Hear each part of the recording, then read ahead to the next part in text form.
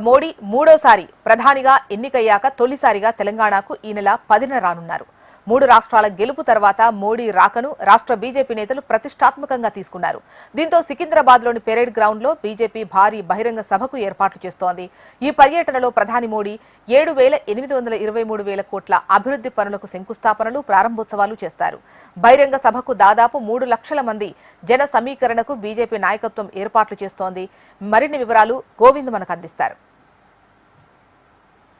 మూడోసారి దేశ ప్రధానిగా బాధ్యతలు చేపట్టిన తర్వాత తెలంగాణకు తొలిసారి కూడా మోడీ రాబోతా ఉన్నారు. అయితే మే 15న అంటే వచ్చే ఆదివారం కూడా మోడీ బహిరంగ సభకు కూడా బీజేపీ రాష్ట్ర నాయకత్వం అయితే కసరత్తు చేసింది. అందులో భాగంగా సికింద్రాబాద్ పరేడ్ గ్రౌండ్లో కూడా వేదిక కూడా బీజేపీ బహిరంగ సభ కూడా ఏర్పాట్లయితే కొనసాగుతున్న కూడా చూసుకోవచ్చు. మొత్తంగా కూడా భారీ టెంట్లతోటి, అదేవిధంగా మొత్తంగా కూడా ఇక వర్షం పడినప్పటికీ కూడా అలా ఎలాంటి కూడా అంటే ప్రజలకు వచ్చినటువంటి బహిరంగ సభకు వచ్చినటువంటి ప్రజలు కూడా ఎలాంటి ఇబ్బందులు తలెత్తకుండా కూడా జర్మనీ టెంట్లతోటి మాత్రం భారీ ఎత్తున వర్షం వచ్చినప్పటికీ కూడా ఎలాంటి ఇబ్బందులు లేకుండా కూడా ఏర్పాట్లు చేస్తూ ఉన్నారు. అయితే అటు చూసుకోవచ్చు, మనం మన స్క్రీన్ కూడా చూసుకోవచ్చు.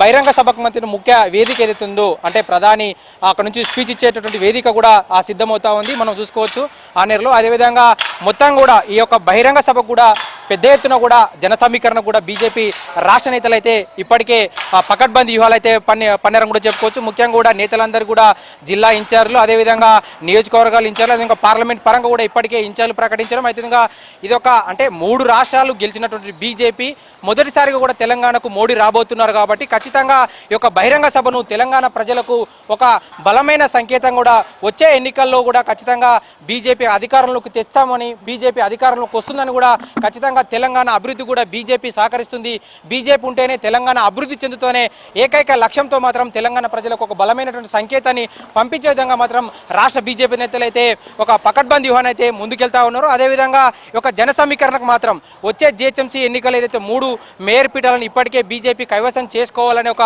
ప్లాన్ కూడా చేసిన నేపథ్యంలో ఈ యొక్క జిహెచ్ఎంసీ ఎన్నికల ముందు కూడా ఈ యొక్క బహిరంగ సభ ఈ యొక్క జిహెచ్ఎంసీ ఎన్నికల్లో కూడా పార్టీ గెలుపునకు కానీ పార్టీ అభ్యర్థులకు కానీ ఖచ్చితంగా ఈ యొక్క సభను ఉపయోగించుకోవాలని రాష్ట్ర నేతలు అయితే భావిస్తున్న తరుణంలో మరి అదేవిధంగా ఇప్పటికే ఏదైతే 5 రాష్ట్రాల రిజల్ట్ అందులో 3 రాష్ట్రాలు బీజేపీ గెలవడం, ముఖ్యంగా పశ్చిమ బెంగాల్లో బీజేపీ గెలిచినటువంటి ఏదైతే జోష్ ఉందో ఆ జోష్ను కూడా కొనసాగించాలని, ఖచ్చితంగా ఆ జోష్ అంతా కూడా తెలంగాణ ఎన్నికల మీద అంటే వచ్చే అసెంబ్లీ ఎన్నికలు ఏవైతున్నాయో దానికి ముందస్తుగా కూడా ఇప్పటికే బీజేపీ యొక్క జిహెచ్ఎంసీ ఎన్నికలను మాత్రం ఒక సెమీఫైనల్ పోరుగా కూడా ఇప్పటికే బీజేపీ భావిస్తూ ఉంది. అందులో భాగంగానే ఈ యొక్క మోడీ సభ ద్వారా మాత్రం బీజేపీ ఖచ్చితంగా ఒక బలపడాలని, తెలంగాణలో ఖచ్చితంగా బలపడాలని ఒక లక్ష్యంతో అయితే కొనసాగిస్తున్నదని కూడా చెప్పుకోవచ్చు.